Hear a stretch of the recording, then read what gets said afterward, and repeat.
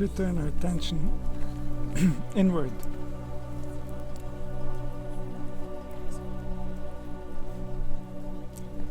Our surroundings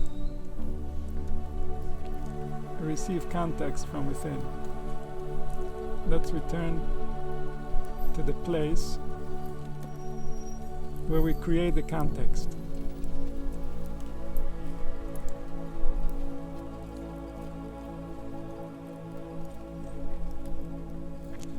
The context is a dress for what's taking place within your experience. And yet the context is not written anywhere except inside of the one experiencing.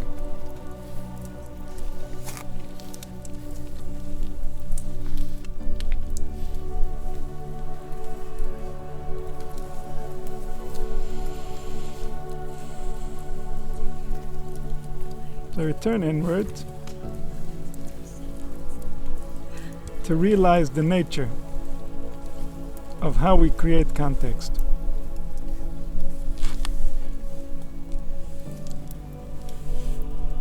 The experience in life we share with each other, and we share with the different times of our life. So as a child, we were experiencing the same reality as we're experiencing as an adult. And yet, the context is extremely different.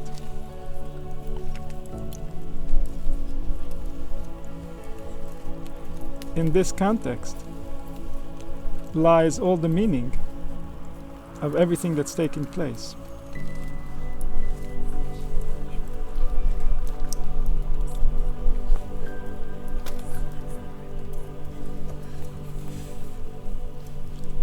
The root, the source of the context that we create is based on the condition of our heart.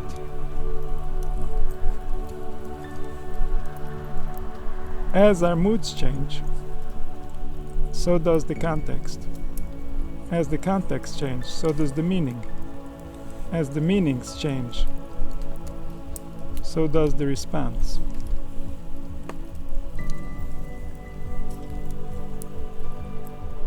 What we're looking for is we're looking for a response that is aligned with what we're trying to create. If the context is wrong, then the response will be wrong.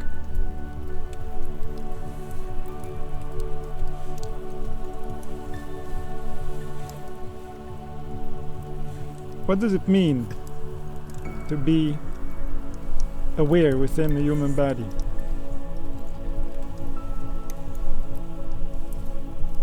No one knows. And yet everyone has an opinion, not only an opinion, but they live, they become, they are their opinion. Not only do they interact with others based on that opinion, but their biological processes are being directed by those opinions. An opinion is inherent in the manifestation of this being. The being can only be manifested within a context. And so everyone is living within the world that they themselves have created in their own heart. And that gives context to all that is taking place outside of them.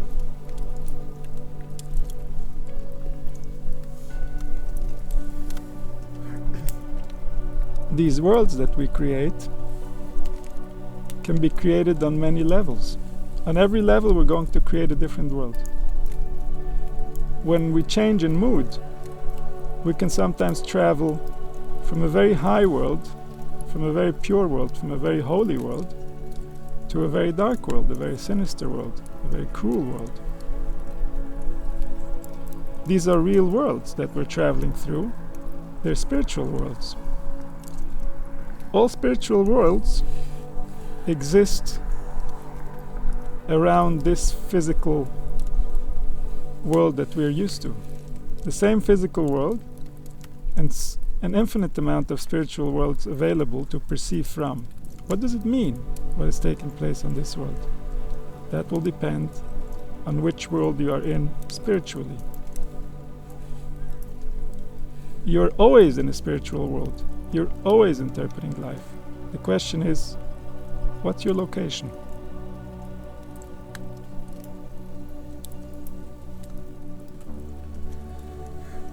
In the lower worlds, the human spirit takes on a lot of enemies. Not because the human spirit is any different in the lower worlds than it is in the upper worlds. It's the same spirit. But because the context of what is taking place is no longer human friendly. That's the nature of a lower world. Why is a lower world not human friendly? Because the lower world means away from reality. Away from reality means that suddenly there's an agenda that doesn't really have anybody's best interest. It just is. The lower the world, the more this agenda is acceptable and makes sense. The lower the world, the more the cruelest events seem reasonable and normal.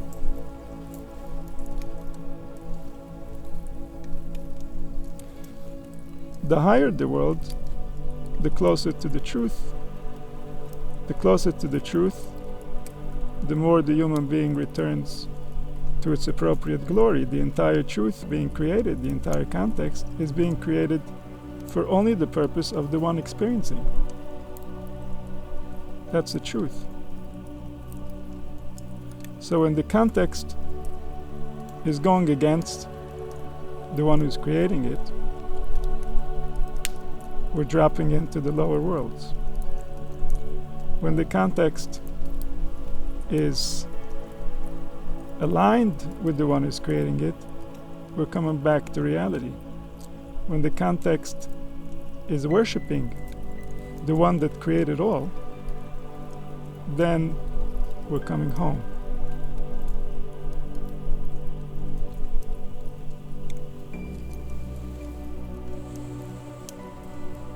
And all these worlds are always available.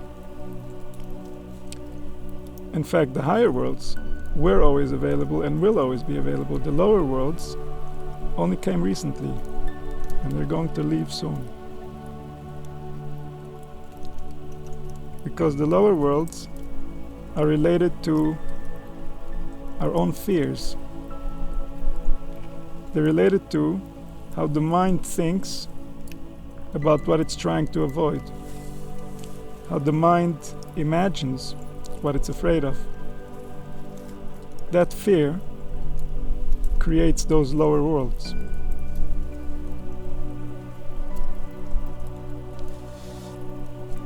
So when we are in a different mood, we are going into worlds that we have created previously.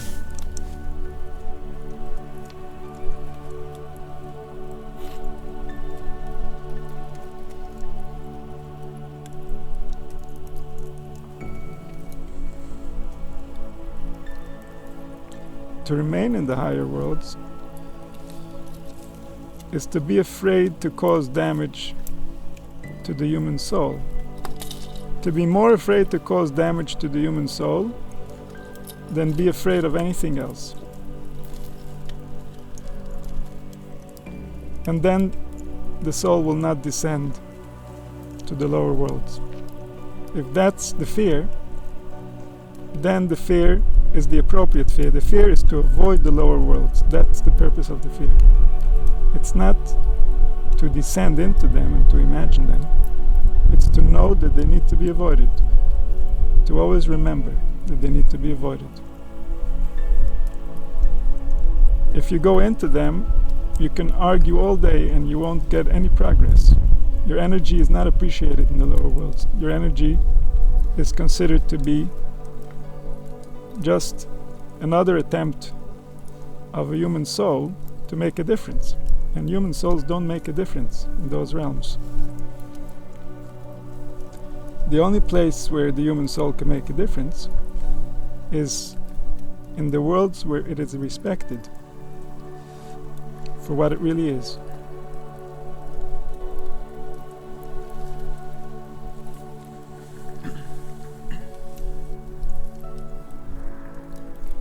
So living in this world where we misinterpret who we are and therefore we don't give each other the respect that we deserve brings the collective down into the lower worlds. Any child born into this type of arrangement is going to have to descend into the lower worlds before it even becomes conscious. Because whatever we see in the physical, we mirror in the spiritual naturally. We assume that the human spirits represent all spirits, that the human actions represent all actions, that the human intentions represent all the angels of the divine intention. This is our natural assumption.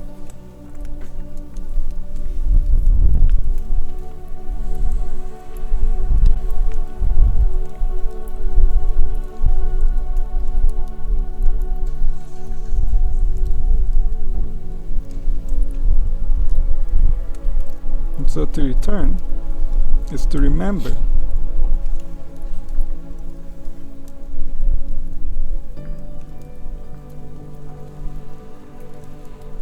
To remember is to return.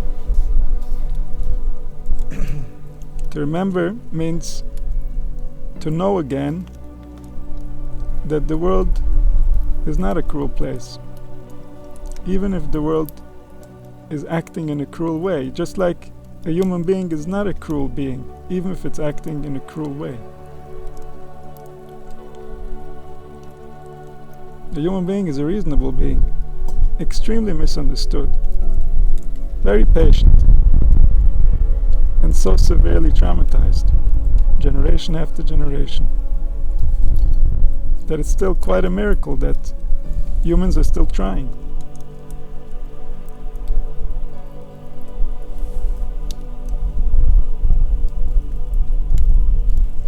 And yet the reason for all this descent, the reason for the world going into the lower realms,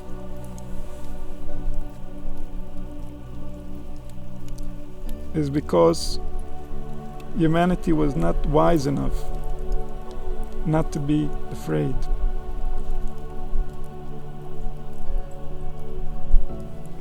The fear gave power to hallucinations and imaginations that overtook the human mind. And humans found safety by distraction instead of confronting their fears. Humans face their fears mostly when they leave the world, and that's not the right time.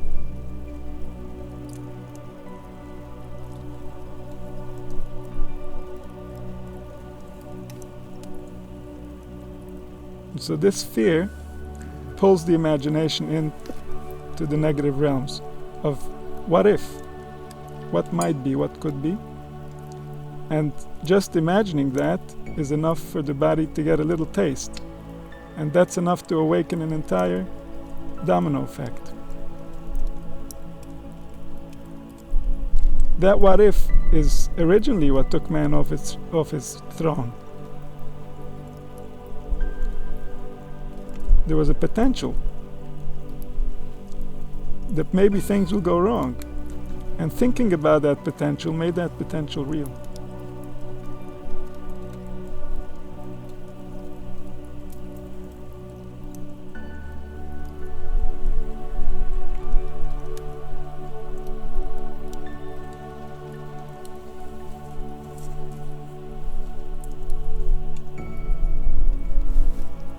And so always when we're interpreting life, we need to be aware of the context. if we assume the context is accurate, then we're going to be certain with our interpretations. And yet, the context is never certain, and therefore no conclusions are certain.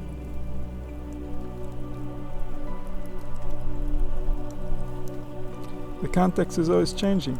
Words I'm saying now might mean nothing to me tomorrow, or they might mean something else.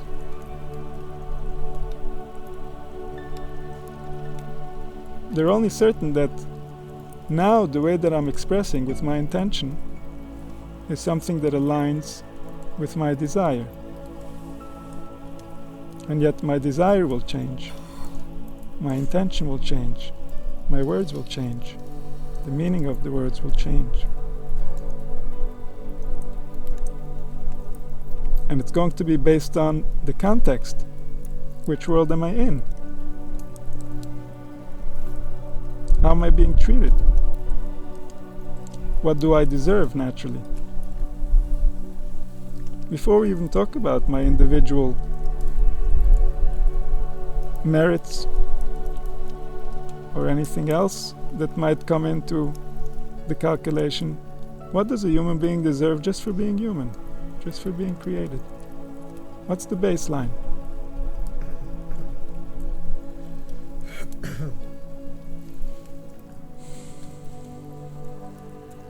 If we judge anecdotally based on what happened to us, we would be doing ourselves a disservice. Because our belief is what's going to take us there after we even leave our bodies. Our beliefs are going to direct our trajectory far beyond what takes place on this planet.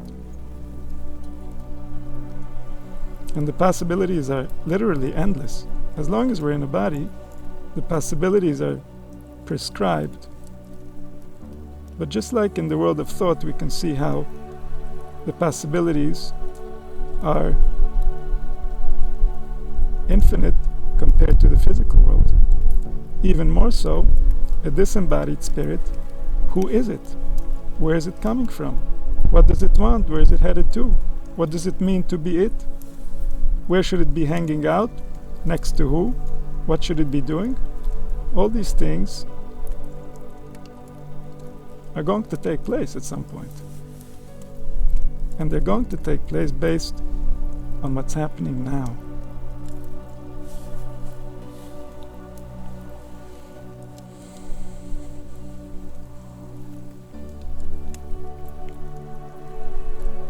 And those possibilities are unlimited to the power of unlimited. There's really no limit. We can't even imagine.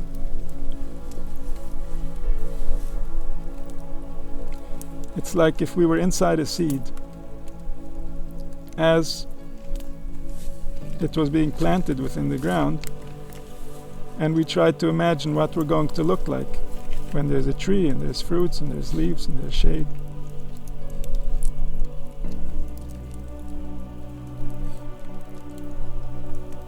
There's just no way to explain it to that seed.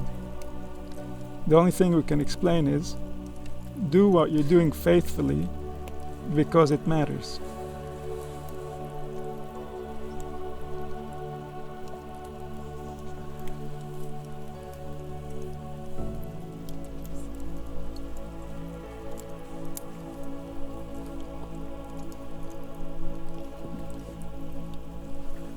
And so we create context for a reason. We create a world for a reason. Our worlds need to align in order for us to be able to really understand each other.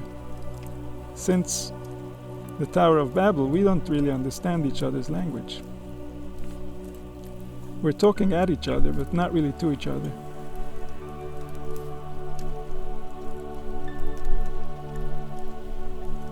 And that's because we're all in a different world.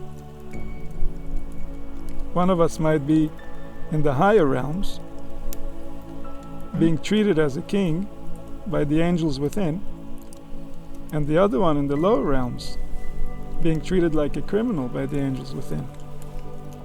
And then they're talking to each other, but they can never understand each other.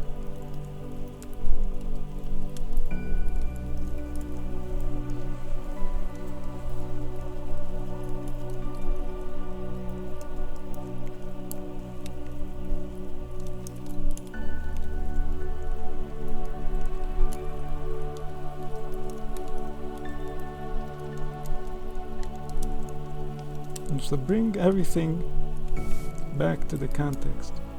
When the details seem to take over the center stage, like they're the only thing that matters, zoom out into the context and realize how much the details can only matter based on the context.